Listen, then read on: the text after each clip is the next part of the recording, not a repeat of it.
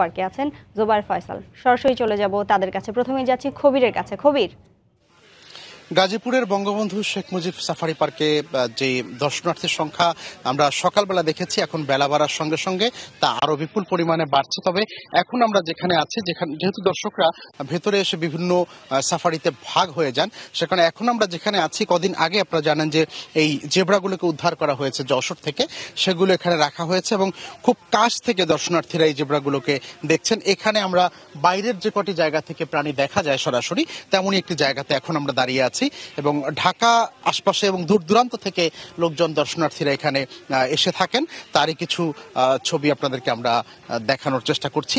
এই জেব্রাগুলো এই ভেতরে এর চেয়ে আরো অনেক বেশি পরিমাণে, বেশি সংখ্যায় জেব্রা, জিরাফ সহ অন্যান্য প্রাণী আছে। একটু আগে আমরা দেখে এসেছিলাম এই বিভিন্ন জায়গায় যেভাবে প্রাণীগুলোকে ছেড়ে রাখা হয়েছে, অর্থাৎ অভয়ারণ্য এটি।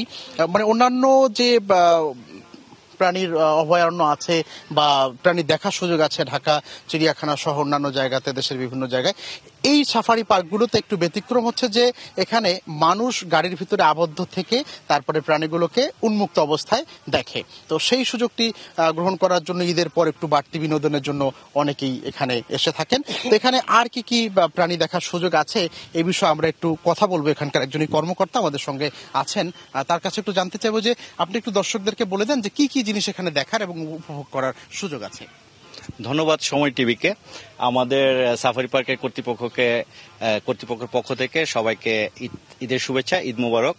আমাদের এই সাফারি পার্কে এখানে দেশি বিদেশি বিভিন্ন প্রজাতির প্রাণী দেখা যায় এবং খুব কাছ থেকে দেখা যায়। এখানে রয়েছে বাঘ, ভাল্লুক, সিংহ, সাদা সিংহ, আর তৃণভোজী প্রাণীদের মধ্যে রয়েছে জিরাফ, জেব্রা, হরিণ, ব্লিজবক, ব্ল্যাকবাক। এগুলো আমাদের দেশের আবহাওয়ার সঙ্গে খুব সহজে খাপ খাইয়ে নিয়েছে এবং সব প্রাণী আমাদের এখানে বিভিন্ন সময় বাচ্চা দিচ্ছে এবং দিয়েছে এবং সেই বাচ্চাগুলো এখানেই বড় হচ্ছে।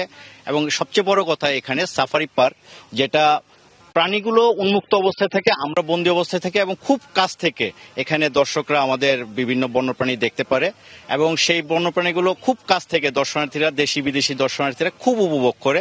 এখানকার পরিবেশ এবং সবকিছুই অত্যন্ত নিজেদের মতো করে এখানে সবাই উপভোগ করেন। এবং ধন্যবাদ আপনাকে। কথা বলছিলেন আমাদের সঙ্গে একজন এখানকার সাফারি পার্কের কর্মকর্তা।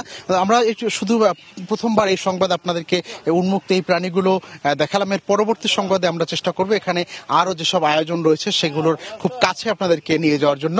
আমাদের আরো সহকর্মীরা বিভিন্ন জায়গাতে অপেক্ষা করছেন, তেমনই একজন হচ্ছেন সাদিকুর রহমান। ঢাকা চিড়িয়াখানায় সবচেয়ে বড় আয়োজন যেখানে রয়েছে ঢাকা শহরের, সেই আয়োজন নিয়ে তিনি আপনাদের জন্য অপেক্ষা করছেন। এখন আমরা যাব সাদিকুর রহমানের কাছে ঢাকা চিড়িয়াখানাতে। কবির, আপনাকে ধন্যবাদ। আসলে ঈদ আনন্দ কিন্তু প্রতিটি জায়গাতে এখন বিরাজ করছে। গতকালকে ঈদের দিন থেকেই রাজধানী সহ সারা দেশের প্রতিটি বিনোদন কেন্দ্রে কিন্তু এই দর্শনার্থীদের ভিড়ে কিন্তু এই পদচারণায় জমে উঠতে শুরু করেছে। আজকে ঈদের পরের দিন এখানে আমি দেখেছি রাজধানীর যে চিড়িয়াখানা, মিরপুর চিড়িয়াখানায়, এখানে 9টা থেকেই দর্শনার্থীরা বিভিন্ন এলাকা থেকে আসতে শুরু করেছে। স্বজনদের সাথে পরিবারের ছোট যে শিশুটি এবং বড় সবাই মিলে কিন্তু এখানে আসছে, আনন্দ ফুর্তি করছে। এখানে 9টা থেকে শুরু করে সন্ধ্যা 6:30 পর্যন্ত এই খোলা থাকবে এই বিনোদন কেন্দ্র, এই চিড়িয়াখানা। এবং আমি এখানে যে চিড়িয়াখানার যিনি কর্তৃপক্ষ আছেন তার সাথে কথা বলেছি যে গতকালকে আসলে প্রায় 1 লক্ষের মতো এখানে দর্শনার্থী এসেছিল এবং আজকে তারা আশা করছে যে যেহেতু ঈদের পরের দিন অনেকেরই ঝামেলা কম আছে, পরিবার স্বজন নিয়ে বেড়াতে আসবে, সকাল থেকে এই জন্য ভিড়টা একটু বেশি দেখা যাচ্ছে এবং তারা আশা করছে যে আসলে 1 লক্ষেরও বেশি মানুষ বা দর্শনার্থী এখানে আসবেন, দেখবেন। এবং আমি এটা জানিয়ে রাখি যে এই যে চিড়িয়াখানাটা, এটা 186.63 একর জমির উপরে এই চিড়িয়াখানাটা নির্মিত এবং এখানে কিন্তু অনেক প্রজাতির 133 প্রজাতির এখানে প্রাণী রয়েছে, মাংসাশী প্রাণী এবং তৃণভোজী, স্তন্যপায়ী প্রাণী সহ বিভিন্ন ধরনের প্রাণী এবং পাখি রয়েছে। এগুলো কিন্তু মানুষ দেখছে। প্রতিবার যে আসলে ঈদের সময় যে এখানে জমে ওঠে এই বিনোদন কেন্দ্রটি এবং চিড়িয়াখানার যে আনন্দটি উপভোগ করেন, কারণ এখানে বিস্তীর্ণ একটি এলাকা, এই বিশাল একটি এলাকায় এই চিড়িয়াখানাটি নির্মিত এবং এখানে এসে আনন্দ উপভোগ করে অনেকেই আসলে খুবই খুশি।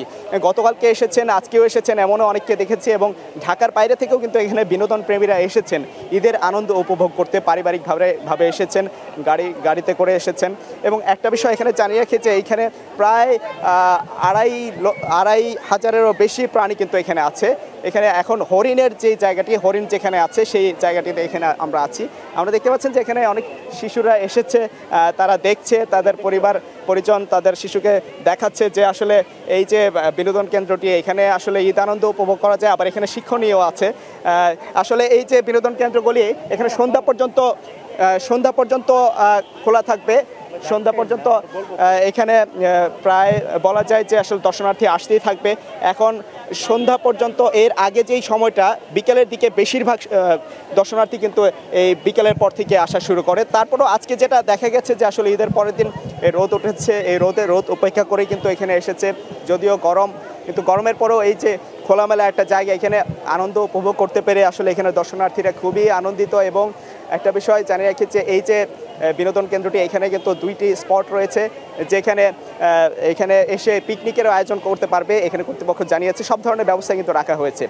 আসলে যে রাজধানীর যে বিভিন্ন এলাকার যে বিনোদন কেন্দ্রগুলি, বিভিন্ন বিনোদন কেন্দ্রের মধ্যে এখন আমাদের সহকর্মী জুবায়ের ফয়সাল আছেন শিশু পার্কে, চলে যাব তার কাছে। সাদিক, ধন্যবাদ। আপনি যেরকম করে ঢাকা চিড়িয়াখানার খবর জানাচ্ছিলেন, আমি এখন অবস্থান করছি ঢাকা শিশু পার্কে এবং ঈদ আনন্দ আয়োজনে শিশু পার্কের যে আয়োজনগুলো রয়েছে আমি সেগুলো ঘুরে ঘুরে দেখার চেষ্টা করছিলাম সকাল থেকেই। আপনারা জানেন যে শিশু পার্ক ঈদ উপলক্ষে আসলে সকাল 10টায় খোলার নিয়ম করেছেন কর্তৃপক্ষ এবং সবসময় এখানে আসলে দুপুরের পর থেকেই বেশি ভিড় হয় মানুষের। তো আমরা আজকে সকালে ঠিক 10টা থেকেই লক্ষ্য করেছি যে প্রচুর মানুষ শিশু বাচ্চাদেরকে নিয়ে তারা গেটের বাইরে ভিড় করেছিলেন এবং একের পর টিকিট কেটে তারা কিন্তু এখনো ঢুকছেন শিশু পার্কে।